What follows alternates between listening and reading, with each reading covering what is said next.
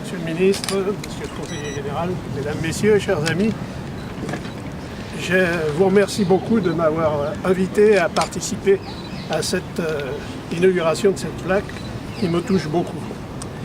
Vous avez, avec ce geste, donné à Verrières-le-Buisson, à travers la mémoire, aussi beaucoup d'honneur. Beaucoup d'honneur parce que vous avez à une époque effectivement abrité des délégations qui venaient ici négocier la paix dont le Vietnam avait tant besoin. Et aujourd'hui encore, ce geste de mémoire est un geste d'honneur car il est fait pour rappeler aux jeunes et aux anciens qu'effectivement, on ne peut pas rester seulement spectateur. Les gens qui viendront, qui passeront, qui regarderont cette plaque, sauront qu'à un moment, la municipalité, les combattants pour la paix, les Vietnamiens se sont engagés pour que cesse un conflit extrêmement horrible, terrible, qui avait lieu là-bas, avec des conséquences que l'on connaît encore aujourd'hui, avec la dioxine, avec les bébés qui naissent, qui sont effectivement dans ce domaine difforme. J'ai été là-bas à plusieurs reprises et je peux en témoigner.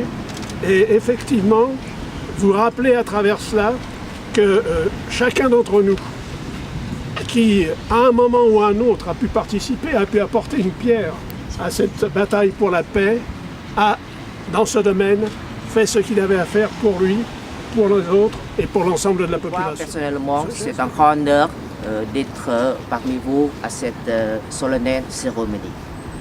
Parce que la pose de cette plaque qu'on va dévoiler tout à l'heure, c'est une très belle initiative de votre part, de nos amis français et de la mairie de Verrières-le-Buisson.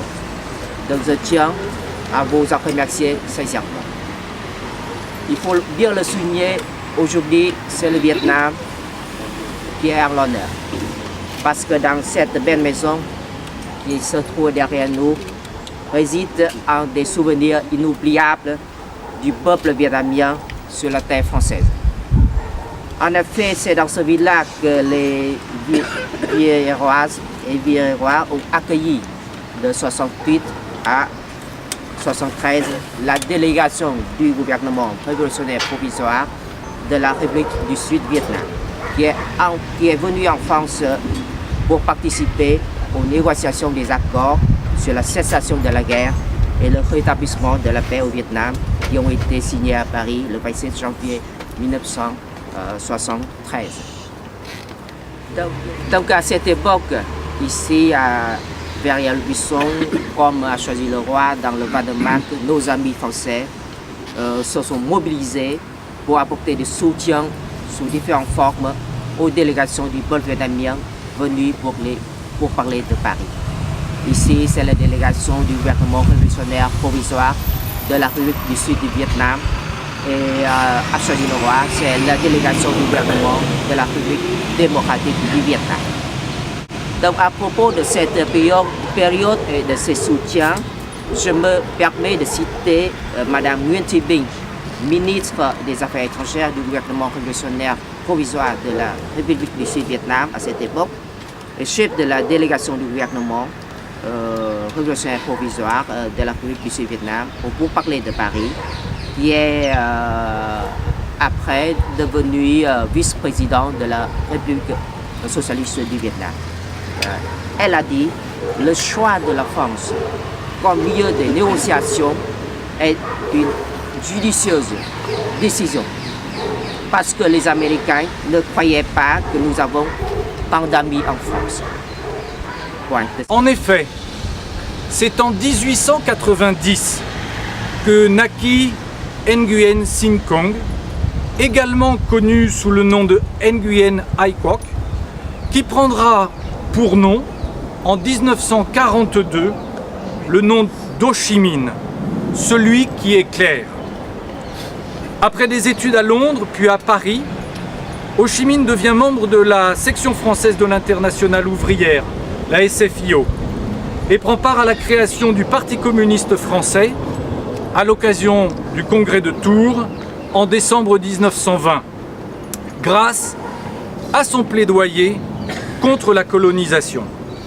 Car dès la fin de la Première Guerre mondiale et la signature du traité de Versailles, Ho Chi Minh constate avec beaucoup de déception que celui-ci n'applique pas aux colonies le droit des peuples à disposer d'eux-mêmes. Cette désillusion fera émerger au grand jour, et notamment avec son action, les mouvements indépendantistes à travers un rapprochement entre les mouvements nationalistes et communistes. Madame Binh a été membre du comité central du Front National de Libération et vice-présidente de l'Association des femmes pour la libération du Sud-Vietnam. Arrivée à l'automne 1968 à Verrières, où on la surnomme la reine des Viet Cong, elle est nommée ministre des Affaires étrangères du gouvernement révolutionnaire provisoire de la République du Sud-Vietnam, le contre-gouvernement du FLN au régime de la République du Vietnam.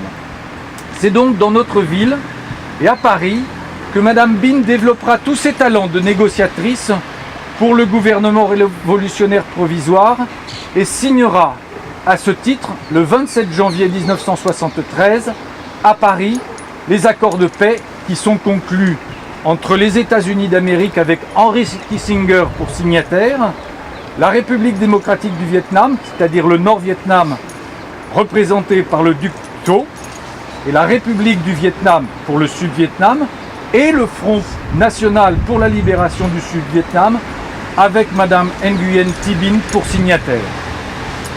L'action des négociateurs met fin ainsi à 10 années de guerre. Les accords prévoyant le retrait des forces américaines, l'arrêt des hostilités et la réunification du pays.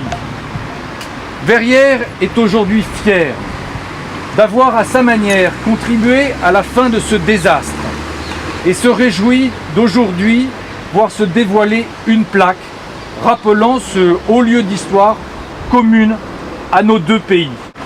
À côté de la devise de notre patrie, la France, liberté, égalité, fraternité, celle du Vietnam résonne par indépendance, liberté, bonheur. Que nos deux nations, qui partagent la liberté, offrent à l'autre les valeurs qu'elles n'ont pas en commun pour la plus grande entente et la prospérité de nos pays.